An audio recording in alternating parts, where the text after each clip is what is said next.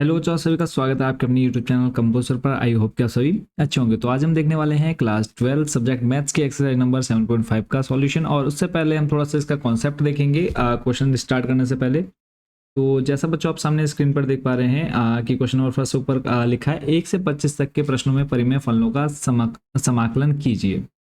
अब पहले हम थोड़ा सा समझेंगे कि परिमेय फलन क्या है, उसका जो एक्सरसाइज में हमने फॉर्मूले यूज करने हैं वो देखेंगे। और ये फॉर्मूले कब लगेंगे, जैसे कि आप यहाँ पे देख पा रहे हैं क्रमांक संख्या आपको 1 में दे रखा है। क्योंकि मेन अगर आपको फॉर्मूले समझ में आ गया और कब यूज़ करना है और कैसे यूज़ करना है तो फिर आपके लिए ये एक्सरसाइज बहुत ज़्यादा ईजी हो जाने वाली है। तो यहाँ पे आप देख रहे हैं परिमेय फलन का रूप, दूसरी तरफ आप देख रहे हैं आंशिक भिन्नों का रूप। अब बात करें कि फॉर्मूले आप कब यूज़ कर सकते हैं, तो थोड़ा सा कॉन्सेप्ट समझेंगे। जैसा आपने देखा अभी परिमेय संख्या, परिमेय फलन देखा आपने यहाँ पे, परिमेय फलनों का समाकलन ज्ञात करना है। तो पहले हम समझेंगे परिमेय फलन क्या है।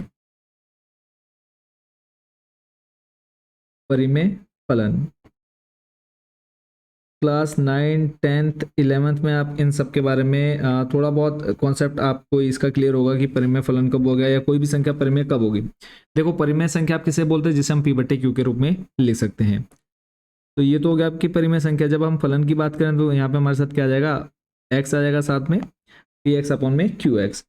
अब आपको ये पता है कि कोई भी संख्या परिमेय कब होगी, जब हम उसे पी बटे क्यू के रूप में लिख सकते हैं। और दूसरा, जहां क्यू क्या होगा, जहां Q is not equal to होगा किसके, जीरो के। यही तो हमने देखा कि परिमेय संख्या क्या थी।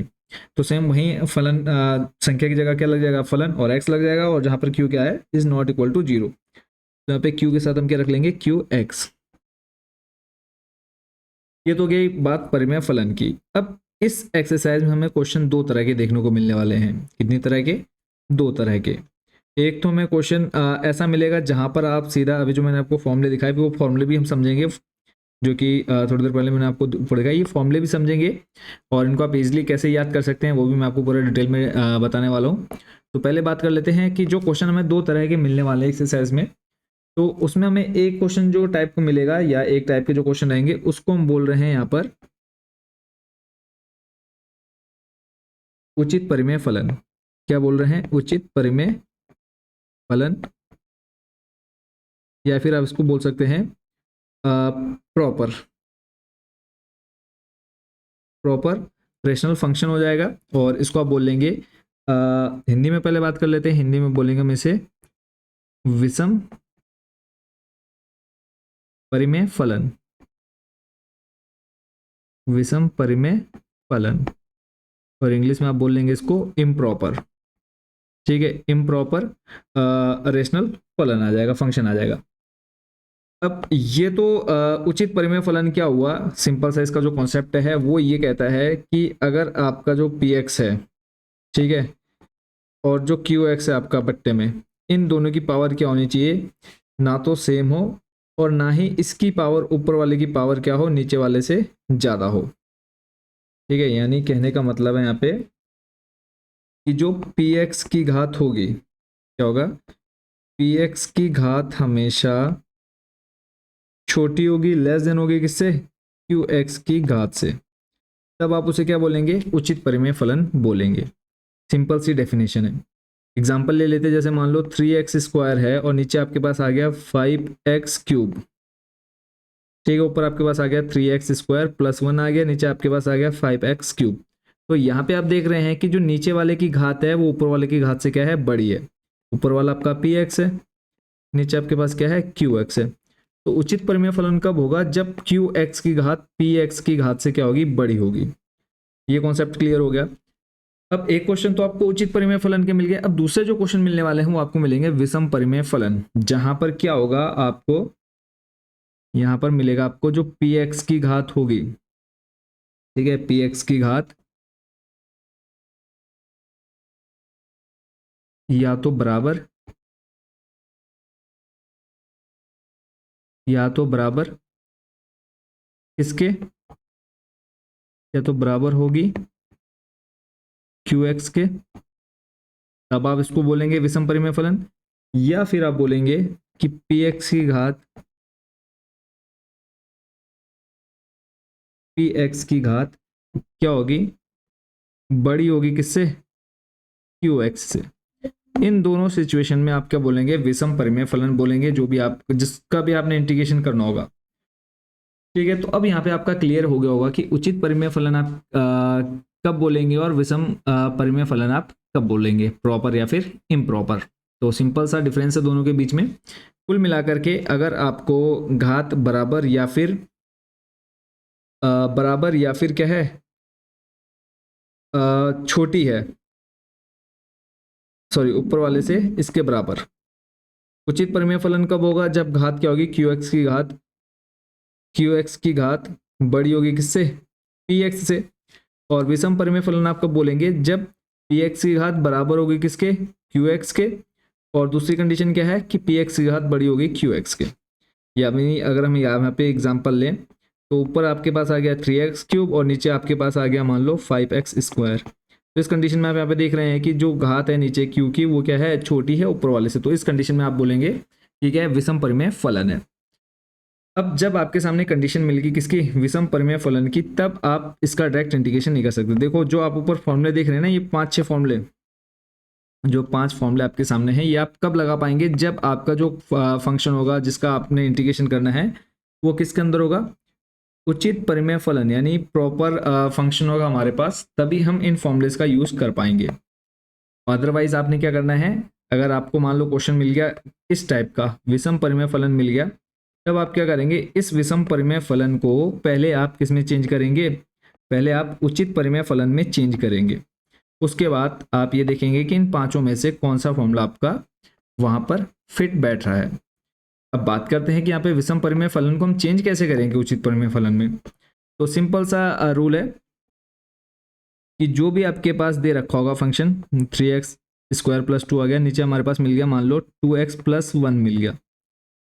ठीक है, ये फंक्शन हो गया। अब हमको देखने से पता चल गया ये क्या विषम परिमेय फलन है, तो हम क्या करेंगे, इसको सिंपल डिवाइड कर देंगे। और डिवाइड आपने क्लास 10th में 11th में बहुत अच्छे से सीखा है, 3x² + 2। ये डिवाइड आपको अगर नहीं आता है तो क्लास 10th की आप एक्सरसाइज उठा करके देख सकते हैं, वहाँ पर हमने इसको पूरा डिटेल से बताया। एक्सरसाइज आपको मिल जाएगा 1.3 में। ठीक है, पुराना जो एक्सरसाइज है। अदरवाइज जब हम इसको क्वेश्चन करेंगे, जब हम क्वेश्चन करेंगे आगे जहाँ पर इसका यूज होगा या हमें विषम परिमेय फलन मिलेगा, वहाँ पे हम आपको ये पूरा डिटेल में अच्छे से एक्सप्लेन कर देंगे। तो फिलहाल अगर हम बात करें, अभी आपको ये समझ में आ गया होगा कि परिमेय फलन क्या है और उचित परिमेय फलन किसे कहते हैं, आप विषम परिमेय फलन किसे कहते हैं। क्वेश्चन देखते ही आपको पता चल जाएगा कि वो उचित है या फिर विषम परिमेय फलन है। और अगर विषम परिमेय फलन है तो आप उसको किस तरह से पहले आप उचित परिमेय फलन में चेंज करेंगे और उसके बाद फिर आप इनमें से फॉर्मूला देखेंगे।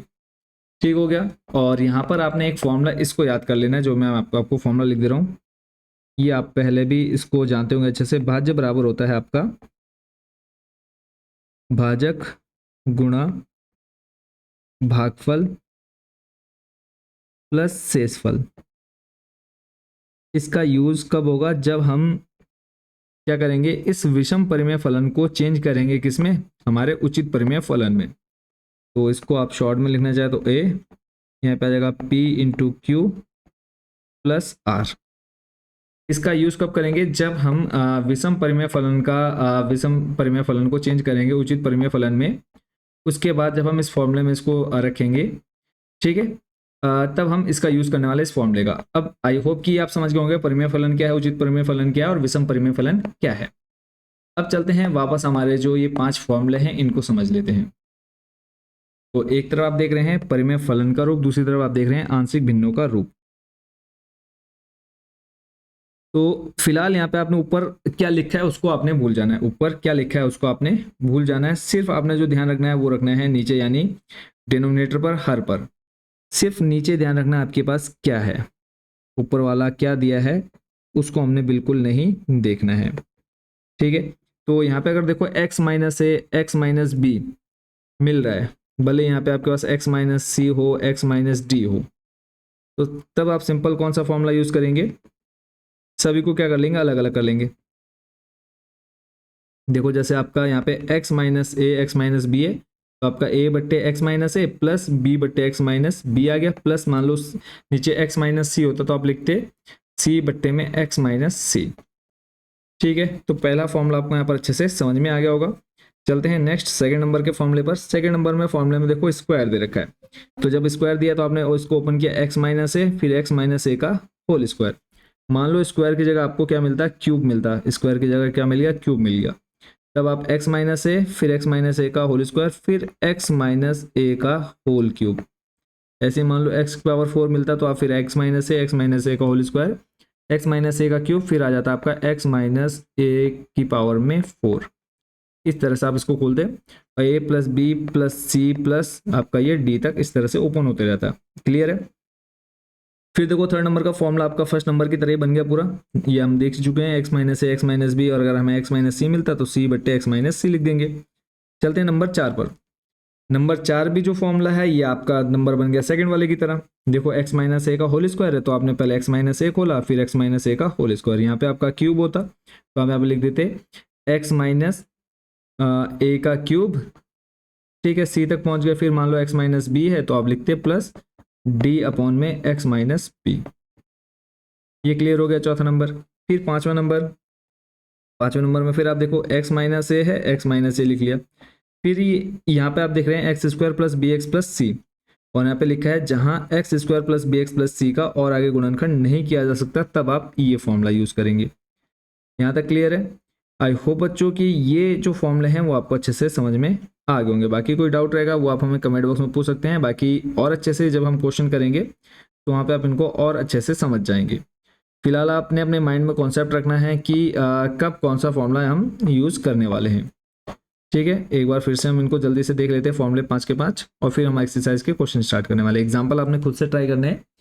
ठीक है, बाकी किसी एग्जांपल में प्रॉब्लम आती है तो आपने कमेंट बॉक्स में अपना कमेंट डाल देना जो भी आपका डाउट रहेगा। पांचवें फॉर्मूला देखो, अब मान लो कि ये आपका आगे रहेगा, ये पीछे है, तब आपका क्या हो जाएगा, यहाँ पे ए एक्स प्लस बी बन जाएगा। ठीक है, मान लो ये आगे है और ये पीछे है तो आपका जहाँ पे बी एक्स प्लस सी बना है वहाँ आपका ए एक्स प्लस बी बन जाएगा। क्लियर है। चलते हैं अब नेक्स्ट स्टेप पे। और यहाँ पे जो आप नीचे लाइन देख रहे हैं कि x square plus B x plus c का क्या है, गुणनखंड नहीं किया जा सकता। जब यानी हम इसको और ज़्यादा छोटा नहीं कर सकते तब आपने ये फॉर्मूला यूज़ करना है। ठीक है, और नीचे आपको लिखा हुआ मिल रहा होगा, उपयुक्त सारणी में ए बी एवं सी वास्तविक संख्या हैं जिनको उचित विधि से ज्ञात करते हैं। उचित विधि, और ये हम सीख चुके हैं उचित विधि नीचे क्या है।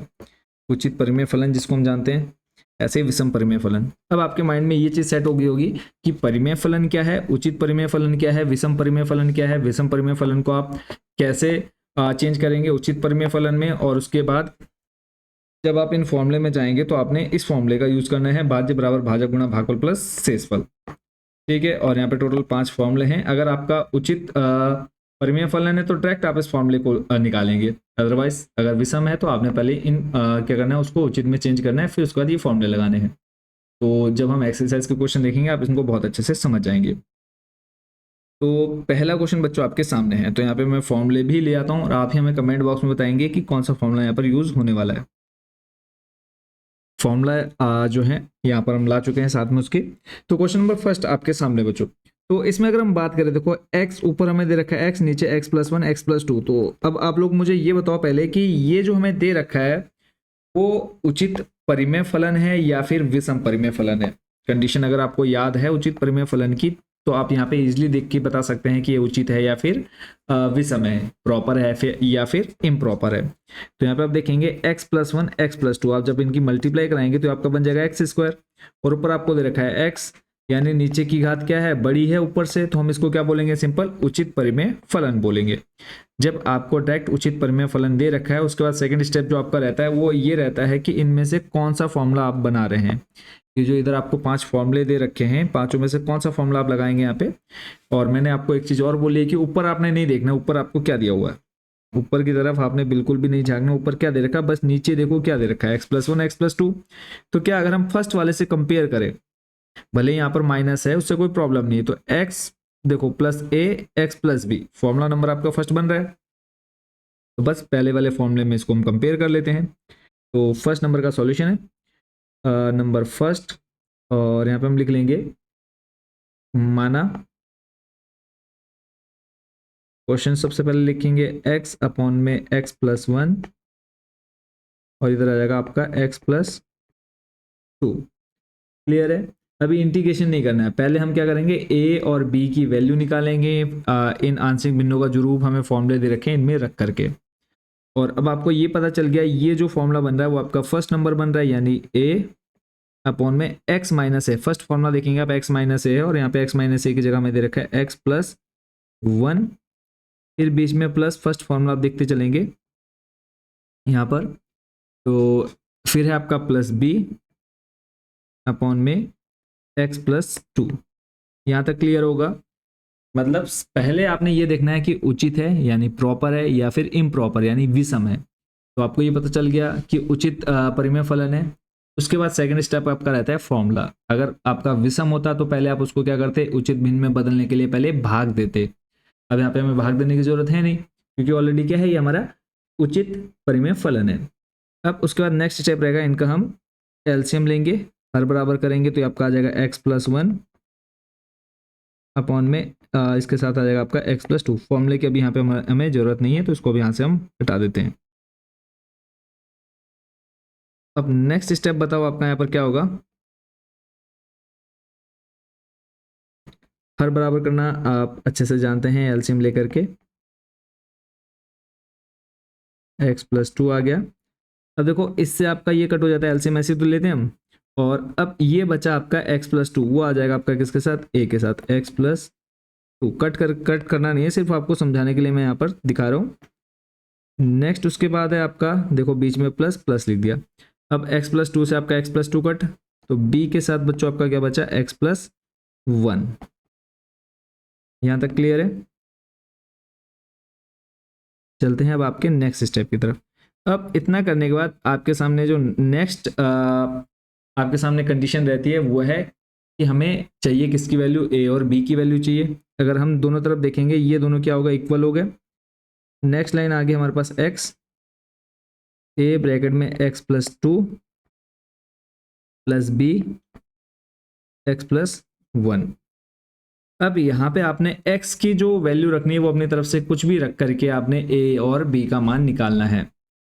तो अब a और b x की कोई भी वैल्यू हम ऐसी रखेंगे जिसमें हमें चाहे a वाला हमारा पद 0 हो जाए चाहे b वाला, कोई एक 0 हो जाएगा तो हमें दूसरे की वैल्यू मिल जाएगी। तो x का मान अगर हम -2 रख दें, देखो यहाँ पे +2 है, इसको 0 बनाना है तो +2, इस x की जगह अगर हम -2 रखें तो क्या बनेगा, देखो इधर x है, इस x की जगह आ जाएगा -2 बराबर में a ब्रैकेट में -2 प्लस 2 फिर प्लस b ब्रैकेट में आ जाएगा आपके पास -2 प्लस 1। देखो -2 प्लस 2 0, 0 के गुणा आप a से कराएंगे तो हो जाएगा पूरा 0, बचा -2, तो इधर बचेगा -2 प्लस 1, -1 बचेगा और ये हो जाएगा आपका -b।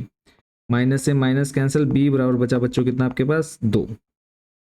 यहाँ पर b का मान आपने निकाल लिया कितना, 2। अब ऐसे ही a का मान निकालना है, तो अब a का मान आप बताओ कैसे निकालेंगे। अब हमें b को जीरो करना है। अभी हमने किसको जीरो किया था, a को जीरो किया था ना यहाँ पे। अब हम b को जीरो करना चाहेंगे तो इस x की जगह पे क्या रखें, तो आप बोलोगे सर कि इस x की जगह आप -1 रख दीजिए, तो b जीरो हो जाएगा तो लिखेंगे x बराबर -1, तो फिर से -1 आ जाएगा इस x की जगह पर। a ब्रैकेट में आपका -1 प्लस 2 प्लस b और फिर x -1 यानी x की जगह -1 और इधर फिर आपके पास +1। देखो ये हो जाएगा आपका b पूरा 0, -1 प्लस 2 बचा आपके पास क्या, +1। तो -1 इक्वल टू a की गुणा, देखो a इंटू 1 बचेगा तो इसको आप a लिख सकते हैं। तो यहाँ से आपको a का मान मिल गया बच्चों कितना, -1। यहाँ तक क्लियर। सिंपल क्या किया हमने, क्वेश्चन देखा, क्वेश्चन से हमने ये देख लिया कि उचित फलन, उचित परिमेय फलन है। उसके बाद सिंपल हमने जो हमें 5 आंशिक रूप दे रखे थे फॉर्मूले के, उसमें हमने इनको चेंज कर दिया और उसके बाद इक्वल में रख करके हमने एलसीएम लिया और हर से हर हमारा दोनों का कट गया। और उसके बाद फिर हमने a और b की वैल्यू फाइंड कर ली। अब नेक्स्ट क्या रहेगा, इस a और b का जो मान हमने निकाला वहाँ पर हम इंटीग्रेशन निकालेंगे और a और b का मान रखेंगे। तो इसी को अब यहाँ पे हम नेक्स्ट स्टेप में देख लेते हैं। तो सेम अब अगला जो स्टेप रहेगा वो आप यहाँ पे ध्यान से देखने वाले हैं। यानी अगर आपने इतना कर लिया, समझ लीजिए आपका जो क्वेश्चन है वो आपका यहाँ पर कंप्लीट हो जाता है। तो यहाँ से हम इस क्वेश्चन की यहाँ से इसको ही कॉपी कर लेते हैं, सीधा यहाँ रख लेते हैं। क्लियर है। अब यहाँ पे आपने ए और बी का मान, यहाँ पे आप इंटीग्रेशन का साइन लगा दीजिए। इंटीग्रेशन, आपने इसका इंटीग्रेशन निकालना था, इसका इंटीग्रेशन कर दो, यहाँ पर आप dx रख दीजिए, फिर इंटीग्रेशन यहाँ पर dx। ठीक है। अब a का मान -1 आया, यहाँ से आप देख सकते हैं, तो a की जगह पे रखेंगे -1 अपॉन में x+1 integration dx plus b का मान बच्चों कितना आया था, b का मान आया था हमारे पास 2 प्लस का, तो इस b की जगह पे कितना रखेंगे, तो इसके सामने इंटीग्रेशन अपॉन में x+2 dx। अब चाहे दोनों को अलग अलग आप सॉल्व कर लीजिए या फिर दोनों को एक साथ सॉल्व कर लें, कोई प्रॉब्लम नहीं है। तो यहाँ से देख लेते हैं अब नेक्स्ट इसका सॉल्यूशन। माइनस का देखो 1, माइनस सामने ले आएंगे, बचेगा हमारे पास क्या, dx अपॉन में x+1 प्लस इस 2 को कांस्टेंट है उसको बाहर निकाल देंगे, इंटीग्रेशन बचेगा हमारे पास dx अपॉन में x+2। ठीक है, इसको आप I1 मान लीजिए और इसको आप I2 मान लीजिए, और इस पूरे को आप लिख लीजिए क्या, I बराबर आ जाएगा आपका I1 प्लस I2। आप चाहें तो डायरेक्ट भी कर सकते हैं, कोई प्रॉब्लम नहीं दोनों को एक साथ लेकर के, बट अगर आप अलग अलग कर लेते हैं तो थोड़ी सी जो आपके सामने परेशानी आएगी वो बिल्कुल भी नहीं आने वाली। तो I1 है आपका माइनस का dx अपॉन में x+1, तो यहाँ पे आप लिख लीजिए माना x+1 बराबर ही, इसका डिफ्रेंशिएशन करेंगे तो ये आपका बन जाएगा dx बराबर में dt। ऐसे ही I2 को देख लेते हैं, I2 में भी आपको दे रखा है 2 इंटीग्रेशन dx अपॉन में x+2। फिर से आप यहाँ पे मान लीजिए, माना x+2 बराबर t, इसका डिफ्रेंशिएशन करेंगे तो आपको बन जाएगा dx बराबर में dt। क्लियर है यहाँ तक।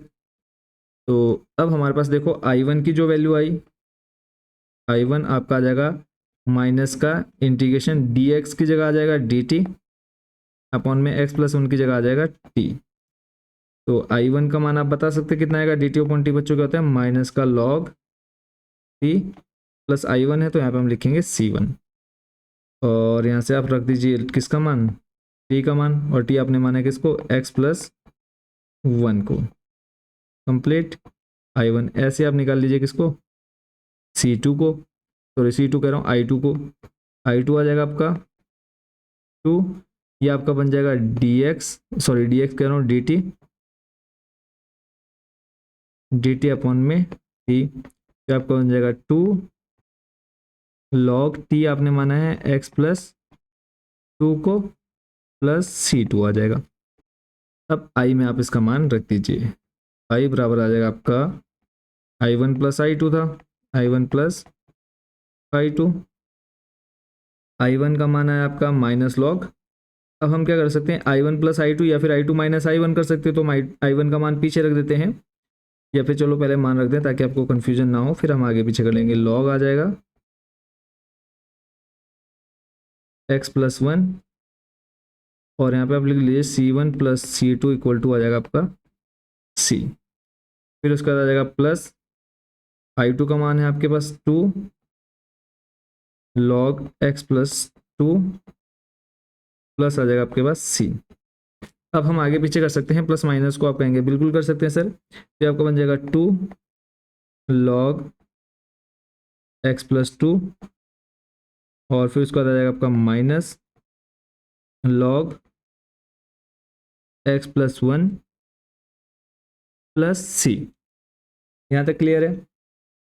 अब यहाँ पर आपने एक फॉर्मूला यूज करना है, कौन सा फॉर्मूला आपका है, log n log m का, जो कि होता है आपका log m to the power n, वो फॉर्मूला आप यहाँ पे लगाएंगे। तो देखो ये बन जाएगा आपका 2, देखो n का काम कर रहा है तो बचेगा आपके पास log x+2 to the power 2 आ जाएगा, और minus log x+1 plus C। फिर से यहाँ पर आपने फॉर्मूला यूज करना है log m minus log n, log m minus log n। ये बच्चों क्या होता है, फॉर्मूला होता है आपका log m अपॉन n। तो यहाँ पर फिर से कर दीजिए इसको, तो ये आपको बन जाएगा log ये आपका m यानी x प्लस 2 का होल स्क्वायर, इस पूरे का पॉइंट में आ जाएगा आपके पास x प्लस 1 और प्लस आपके पास c। तो इस तरह से आपने इंटीग्रेशन फर्स्ट वाले क्वेश्चन का कंप्लीट देख लिया और आई होप कि इसको आप अच्छे से समझ भी गए होंगे। ठीक है, तो फाइनल जो फर्स्ट वाले का आंसर आया वो है हमारे पास log x प्लस 2 का होल स्क्वायर अपॉन में x प्लस 1 प्लस c। और सॉल्यूशन भले ही थोड़ा बच्चों लेंथी गया हो, बट आपने ये देखा है कि ये जो सॉल्यूशन है बहुत ज़्यादा इजी है। अगर आप स्टेप बाय स्टेप सही चलते हैं, बीच में कहीं गड़बड़ नहीं करते, तो आप इजीली इनका आंसर निकाल सकते हैं। तो ये आपका पूरा फर्स्ट नंबर कंप्लीट होता है। चलते हैं आपको लेकर के क्वेश्चन हमारे नेक्स्ट सेकंड की तरफ। क्वेश्चन नंबर सेकंड भी बच्चों आपका जो रहने वाला है सेम टू सेम है पहले वाले की तरह। देखने में थोड़ा सा अजीब लगेगा, बट इसको अगर हम थोड़ा सा सिंप्लीफाई कर लें, क्वेश्चन नंबर आपका सेकंड दिया है हमें 1 अपॉन एक्स स्क्वायर माइनस 9। यहाँ पे हम इसको क्या कर सकते हैं, चेंज कर सकते हैं। देखो किसमें, 1 अपॉन एक्स स्क्वायर माइनस 3 का होल स्क्वायर, और इसको आप लिख सकते हो फॉर्मूला 1 अपॉन एक्स प्लस ए और एक्स माइनस ए, या फिर यहाँ पर मैं फॉर्मूला भी लिख देता हूँ ताकि आप लोग कन्फ्यूजन ना रहे बिल्कुल भी। ए स्क्वायर माइनस बी स्क्वायर जो होता है आपका ए माइनस बी और ए प्लस बी, इस फॉर्मूले का यूज आपने यहाँ पर करना है। देखो ए स्क्वायर माइनस बी स्क्वायर, तो लिख देते हैं ए माइनस बी, तो एक्स माइनस आ जाएगा 3, फिर आ जाएगा आपका एक्स प्लस 3। अब आप क्या मुझे ये बता सकते हैं कि ये आपका उचित भिन्न है, उचित भिन्न कह रहा हूँ, उचित परिमेय फलन है या फिर विषम परिमेय फलन है, प्रॉपर है या फिर इम्प्रॉपर है? तो आपको देखते ही पता चल गया कि जो नीचे वाली घात है वो ऊपर वाली घात से क्या है, बड़ी है। तो आपको ये क्लियर है कि ये जो क्वेश्चन है वो आपका उचित परिमेय फलन है। तो सिंपल हम फॉर्मूला लगाएंगे, कौन सा नंबर सो, तो कौन सा लगेगा बताओ जल्दी से देख करके। तो सेम वही फॉर्मूला जो भी हमने क्वेश्चन नंबर फर्स्ट में लगाया था। देखो x माइनस ए, फिर आपका x माइनस बी, यहाँ पर बीच में आपका माइनस की जगह कुछ भी हो सकता है। यहाँ जो आप देखेंगे माइनस, इस माइनस और इसकी जगह कुछ भी हो सकता है। तो फॉर्मूला आपका क्लियर हो गया, तो बस इस फॉर्मूले को लगाते हैं और सॉल्यूशन देखते हैं। सेम टू सेम आपका क्वेश्चन नंबर फर्स्ट की तरह बच्चों इसका सॉल्यूशन होने वाला है। तो लिख लेते हैं यहाँ पे हम 1 अपॉन में x माइनस 3 और x प्लस 3 इक्वल टू में फॉर्मूला आपका लगेगा a अपॉन में x माइनस 3 आ जाएगा, प्लस b के बट्टे में आ जाएगा आपके पास x प्लस 3। फिर से हर बराबर करेंगे, तो हर बराबर करने पे आएगा x माइनस 3 और x प्लस 3। तो यहाँ पे हम लिखेंगे पहले a, इससे आपका ये होगा कट, बचा x प्लस 3, क्या बचा x प्लस 3। फिर उसके बाद प्लस, इससे आपका ये कट, b बराबर आ गया आपका x माइनस 3। ये काटा नहीं है, सिर्फ जो हम क्या करते हैं, भिन्नों का जोड़ यानी हर बराबर करते हैं, सिर्फ वो आपको समझाने के लिए, कटेगा नहीं, वो रहेगा बट्टे में। ठीक है, तो हर बराबर करके आपने क्या कर लिया, क्रॉस मल्टीप्लाई करा ली, और इधर आपके पास है 1 अपॉन में x माइनस 3 और x प्लस 3। अब आपका इससे ही हो जाएगा पूरा कट, बचा आपके पास क्या, एक, इधर आ गया आपके पास a ब्रैकेट में x plus 3 plus b x minus 3। अब फिर से आपके सामने यहाँ पर एक कंडीशन की, आपने यहाँ से a और b का मान निकालना है, और a और b का मान निकालने के लिए आपने यहाँ पे क्या करना है, x या सॉरी a या b मान निकालने के लिए पहले आपने a या b दोनों में से किसी एक को जीरो करना है। और जीरो करने के लिए देखो आप या तो यहाँ मान रख दें या फिर यहाँ मान रख दें।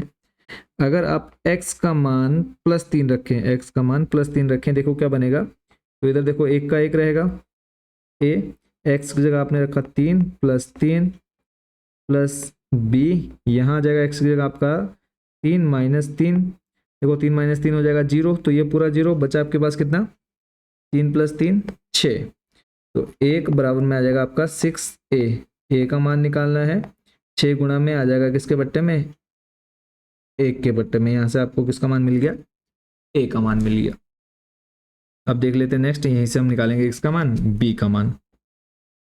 तो अब यहाँ पे आप रख दीजिए x बराबर देखो अगर हम यहाँ पे -3 रखें तो -3 + 3 हो जाएगा 0, तो अब यहाँ पे रख दीजिए x बराबर -3, तो 1 बराबर में आ जाएगा a, -3 रखा, +3 और फिर उसके बाद +b ब्रैकेट में -3 और ये -3, फाइनल आपके पास जो आएगा देखो ये तो हो जाएगा पूरा 0, बचा आपके पास कितना -6b, b का मान बता सकते हो कितना आएगा, तो ये आ जाएगा -1/6। ए और बी का मान आपने यहाँ पर आराम से निकाल लिया है बिना किसी प्रॉब्लम के। अब सिंपल आप क्या करेंगे, इसका इंटीग्रेशन करेंगे। तो इंटीग्रेशन करने के लिए इसको हम ले लेते हैं साइड में यहीं पर, इसी का तो हमें इंटीग्रेशन करना है। तब हम लिख लेंगे, क्वेश्चन था हमारे पास 1/x - 3 x + 3, इसको हमने आंशिक भिन्न के रूप में बदला, a/x - 3 प्लस b/में x + 3। अब सिंपल हम क्या करेंगे, इनका इंटीग्रेशन करना है। इसको हमने चेंज कर दिया इसमें आंशिक भिन्न के रूप में, तो इसका इंटीग्रेशन dx, फिर इसका इंटीग्रेशन dx, और यहाँ पे a का मान आपने बच्चों कितना निकाला, अभी a का मान निकाला 1/6, तो यहाँ पे a का मान रख दिया हमने 1/6, इंटीग्रेशन dx बट्टे में आ जाएगा आपके पास x - 3, फिर प्लस b का मान निकाला माइनस का 1/6, यहाँ पे आ जाएगा माइनस, अब देखो ये प्लस माइनस हो जाएगा क्या, -1/6, इंटीग्रेशन b का मान रख दिया हमने dx बट्टे में x + 3। तो अब यहाँ पे आप x - 3 को मानिए t, तो ये आपका बन जाएगा dx बराबर में dt। ऐसे आप इधर को x + 3 को मान लीजिए, आप y मान लीजिए, तो जब आप इसका डिफरेंशिएशन करेंगे, अलग अलग मान ले रहे हैं ना, ताकि दोनों मिक्स न रहे, तो x + 3 को मान लिया हमने y, तो आपका बन जाएगा dy बराबर में आ जाएगा क्या, सॉरी इधर आपका बन जाएगा dx बराबर में बन जाएगा आपका dy। ठीक हो गया। तो नेक्स्ट स्टेप आ जाएगा आपका इंटीग्रेशन, 1/6 आपका सामने वैसे कह रहा, इसकी जगह dx बट्टे में x - 3 की जगह आप रख सकते हैं dt बट्टे t, फिर आ जाएगा -1/6, इंटीग्रेशन dx की जगह आप रख सकते हैं dy, या आप चाहे फर्स्ट क्वेश्चन की तरह दोनों को अलग अलग I1 I2 मान करके कर लो, या फिर आप ऐसे कर लो। ठीक है, वैसे थोड़ा सा और लेंथी पड़ रहा है, ऐसे थोड़ा सा और जल्दी हो जाएगा।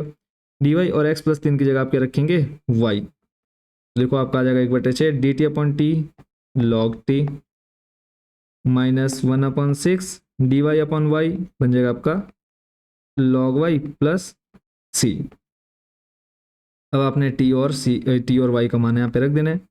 t का मान है आपके पास x - 3, तो ये आपका बन गया log x - 3, फिर -1/6 log y आपने माना है x + 3 को, प्लस आ गया आपके पास c। आप आंसर यहाँ तक भी छोड़ सकते हैं, अगर आप आगे जाना चाहें तो आगे भी जा सकते हैं। यहाँ से देखो हमें 1/6 दोनों में कॉमन मिलेगा, बचेगा हमारे पास log x - 3, और इधर बचेगा हमारे पास log x + 3 + c। अब फिर से फॉर्मूला आपने यहाँ पे लगाना है, log m - log n equal to आ जाएगा आपका log m/n। तो आंसर आएगा आपके पास 1/6 log m की वैल्यू x - 3 बट्टे में x + 3 + c। ये आपका फाइनल आंसर आ गया कौन से नंबर का, क्वेश्चन नंबर 2 का। आई होप बच्चों इसको भी आप अच्छे से समझ गए होंगे। ठीक है, और उसके बाद नेक्स्ट के जो क्वेश्चन है, बाकी के बचे क्वेश्चन उसको हम देखेंगे नेक्स्ट वीडियो में। फिलहाल आज की वीडियो में आपने समझ लिया बेसिक कॉन्सेप्ट जो इसका है, और फर्स्ट और सेकंड का सॉल्यूशन समझ लिया, ताकि आपको थोड़ा सा ये आइडिया लग जाए कि इस एक्सरसाइज में क्वेश्चन हमारे कितने लेंथी और किस तरह से होने वाले हैं। तो बाकी के जो क्वेश्चन है वो हम देखेंगे नेक्स्ट वीडियो में। और एक बार फटाफट रिवाइज मान लेते हैं कि परिमेय फलन, क्योंकि क्वेश्चन में हमको कहा है परिमेय फलन का समाकलन कीजिए। तो परिमेय फलन क्या होते हैं? परिमेय फलन आपको यहाँ पर दो तरह के मिलने वाले, एक उचित परिमेय फलन, दूसरा विषम परिमेय फलन। उचित परिमेय फलन क्या है? जिसमें आपकी घात qx की घात यानी नीचे हर की घात ऊपर वाले यानी अंश से बड़ी होगी, उसको आप बोलेंगे क्या? उचित परिमेय फलन। हर की घात अंश से बड़ी होगी तो उचित परिमेय फलन, और अगर अंश की घात हर के बराबर या फिर हर से बड़ी है अंश की घात, उसको आप बोलेंगे विषम परिमेय फलन। और विषम परिमेय फलन को हल कैसे करेंगे? तो उसको सिंपल डिवाइड करेंगे और जो भी हमारे यहाँ पर मान आएंगे, भाज्य भाजक भागफल का जो भी मान आएगा शेषफल का, वो मान हम यहाँ पे रखेंगे इस फॉर्मूले में। इस फॉर्मूले में मान रखने के बाद उसको हम जो हमारे आंशिक ये फॉर्मूले हैं, आंशिक भिन्नों का जो रूप के फॉर्मूले हैं, इनमें हम रख करके सिंपल इंटीग्रेशन कर देंगे, जो कि हमने क्वेश्चन नंबर फर्स्ट और सेकंड में सीख लिया है। तो मिलते हैं बच्चों नेक्स्ट वीडियो में। Thank you so much watching for this video.